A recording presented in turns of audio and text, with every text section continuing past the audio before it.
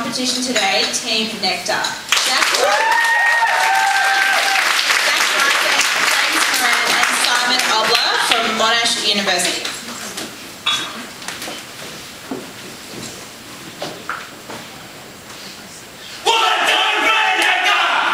Hi, I'm James and I'm confident of New York. I'm Zach and I'm innovative. I'm Simon and I'm accessible. And together we are Team Nectar. Now, we want to start by talking to you about mineral powders. I'm sure as you all had lunch out there, you saw those signs. Now, why is this important? Because this was a win for Maybelline. Because last year, mineral powders was a small, exclusive niche market. But they took this exclusivity and brought it to mainstream. And we feel you can do something similar in the fragrance market. How are we going to do this? Well, we at Nectar Laboratories have developed a scientific formula. S squared plus C times M. We're going to explain this a little bit later, but this formula, when followed, allows you to successfully launch a fragrance in this market. So let's have a look at that fragrance market. Now both the global and Australian fragrance market is expected to increase over the next few years. Australia slightly more. Now one of the fastest growing categories in this market are super scents. Now what are super scents? These are perfumes that give the user more than just an image benefit. They give them a real health benefit. For example, there are super scents out there that can make you feel happier, younger, and smarter. Now you're probably wondering how they do this, but there has been studies out there that show that certain scents can affect your perception and your mood. However, super scents are highly expensive and highly exclusive and are yet to go mainstream. Now let's take a look at Jenna and her average morning.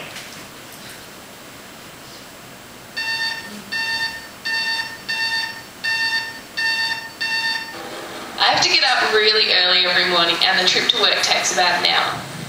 Because I'm always running late, I have to throw everything in my handbag as I run out the door. By the time I get there, I'm already tired and the day hasn't even started yet.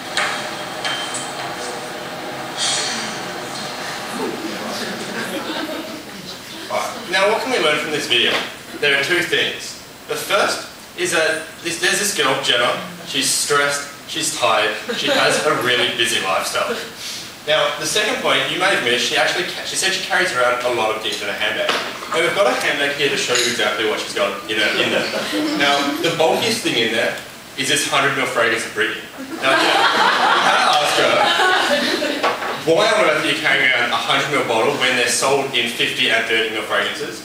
Basically, what she said was that the price she's paying for these small bottles, you just don't get value for money. Now, have a look at the competition. We've got this positioning map. We've got the horizontal axis, which looks at this super scent trend, and the vertical axis looks at the accessibility. So this is the distribution, the pricing, and the size of the products. Now, if we put the competition on there, you've got it split into four quadrants. You've got the super scents in this bottom left. Moving across, you've got these mid-level prestige brands, and moving up, you've got your more accessible products. Now, this leaves this top left-hand quadrant as a gap. This is an opportunity that Maybelline should exploit. So, in summary of our analysis, the main strength of Maybelline entering the fragrance market is their strong and established brand. They've got strong brand awareness, existing distribution channels, great people, and the financial resources. However, one weakness is they're perceived as a makeup brand, which isn't usually a weakness for Maybelline, but is in the context of releasing a fragrance, as people don't see them as a brand that has fragrances. Now, the main opportunity is a gap in the market for Jenna's needs. This is a product that's not only convenient, but helps her overcome her busy and stressful lifestyle. And one threat we'll take into consideration is competitor responding. For example, CoverGirl, who are in a very similar situation to Maybelline, who don't have a fragrance, and also in a very similar target market. Okay, so you're probably thinking, what is this formula? What does S squared plus C times M mean? Well, this is the formula we've developed, and when you follow it, it allows us to successfully launch a fragrance. And it's really quite simple. It's made up of a super scented product, plus this by an element of convenience. Then you can take the Maybelline brand, multiply it by super scented convenience, and it equals uplift.